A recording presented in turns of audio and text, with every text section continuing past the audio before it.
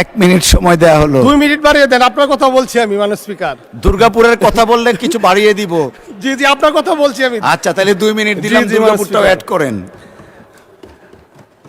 মাননীয় স্পিকার, আমার এবং আপনার এলাকার 90 ভাগ রাস্তাই কাঁচা।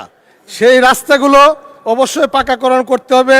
পাশাপাশি তারাকান্দা থেকে দুবারাও হয়ে সীমান্ত সড়ক পর্যন্ত রাস্তাটি এলজিডি থেকে রোড চেনা হয়ে হস্তান্তর করতে হবে। মাননীয় স্পিকার, ফুলপুর থেকে হালুয়াঘাট হয়ে গুবরগড়া পর্যন্ত রাস্তাটি 4 লেনে উত্তোলন করতে হবে। মাননীয় স্পিকার, আমাদের হালুয়াঘাটে একটি বাইপাস সড়ক নির্মাণ করতে হবে। এছাড়া আমাদের সকলের ব্রিজ কালভার্টগুলো জরাজীর্ণ অবস্থা, প্রতিনিয়তই বহু ধরনের দুর্ঘটনা ঘটছে। আমাদের এই ব্রিজ কালভার্টগুলো মেরামত করা এবং নতুন অনেক ব্রিজ কালভার্ট আমাদের তৈরি করতে হবে। মাননীয় স্পিকার, আপনার মাধ্যমে আমি মাননীয় প্রধানমন্ত্রীর দৃষ্টি আকর্ষণ করছি, যদিও প্রধানমন্ত্রী এখানে উপস্থিত নাই। আমার হালুয়াঘাট উপজেলা বাংলাদেশের দ্বিতীয় দরিদ্রতম উপজেলা।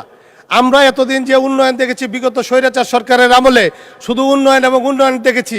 দুনিয়াতে এমন কোনো নজির নাই যে একটা ব্রিজের পিলার হলে সেটা টিভিতে দেখায়, আমরা সেটা দেখতে পেরেছি এতদিন। কিন্তু এখন খুব অবাক লাগে যে পদ্মার ওই পারে শরীয়তপুর গোপালগঞ্জের মানুষ যে সময় বলে তাদের এলাকা অবহেলিত, তাহলে আমরা কোথায় যাব? মাননীয় স্পিকার, আমি আশা করছি আমাদের বর্তমান প্রধানমন্ত্রী, যার কাছে বাংলাদেশের মানুষের আশা এবং প্রত্যাশা অনেক বেশি, তার বড় একটি কারণ হলো উনি শহীদ রাষ্ট্রপতি এবং মরহুমা বেগম খালেদা জিয়ার সন্তান।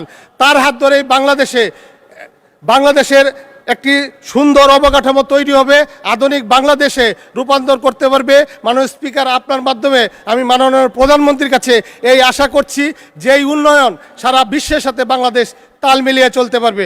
মাননীয় স্পিকার, আপনি সময় বাড়িয়ে দেওয়ার জন্য আপনাকে ধন্যবাদ, এবং পাশাপাশি আপনি আমার পার্শ্ববর্তী এলাকা হওয়ার জন্য আপনাকে বিশেষভাবে অনুরোধ করব, আপনি যেন আমার দিকে সুদৃষ্টি রাখেন এবং আমার এলাকার দিকে সুদৃষ্টিকে রাখেন। সে আশা এবং প্রত্যাশা রেখে সবাইকে ধন্যবাদ জানিয়ে আমি আমার কথা শেষ করছি। বাংলাদেশ জিন্দাবাদ। ধন্যবাদ মাননীয় সদস্য।